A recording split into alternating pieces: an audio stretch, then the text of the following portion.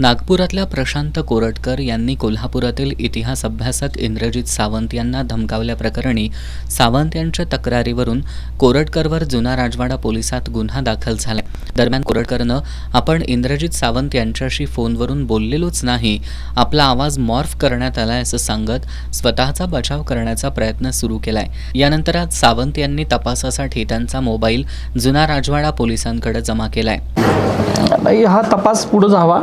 महाराष्ट्रामध्ये सगळ्या अस्वस्थता आहे, शिवप्रेमींच्या मनामध्ये आक्रोश आहे आणि तो मला वारंवार सगळीकडून संपर्क साधून व्यक्त केला जातोय आणि इतकी गंभीर शिवाजी महाराजांच्याबद्दल, शंभूराजांच्याबद्दल आणि मराठा समाजाबद्दल आणि एकंदरीतच सगळ्या या महाराष्ट्राच्या अस्मितेला जे नख लावायचं काम त्या व्यक्तीनं केलं आहे आणि त्याच व्यक्तीनं परत पुढे येऊन सांगितलं की हे मॉर्फ केलेला कॉल आहे वगैरे।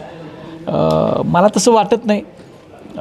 जर तसं असतं तर इंस्टाग्रामला त्यानं जी पोस्ट केली ती सुद्धा आहे पब्लिक डोमेनमध्ये होती, नंतर ती सुद्धा डिलीट केली आणि हा तपास पुढं जावा म्हणून माझा जो काय दूरध्वनी आहे तो मी जसाच्या तसा पोलिसांच्याकडं सुपूर्द करायला आलं आहे की त्यांनी तो घ्यावा, त्याच्यामधले जे काय रेकॉर्डिंग्ज आहेत ते तपासावेत, कॉल लॉग्स तपासावेत आणि तातडीनं या अत्यंत गंभीर विषयामध्ये कारवाई करावी। यावेळी प्रजासत्ताक सामाजिक संघटनेचे दिलीप देसाई, ठाकरे गटाचे हर्षल सुर्वे, मल्हार सेनेचे बबन रानगे यांच्यासह शिवप्रेमी उपस्थित होते।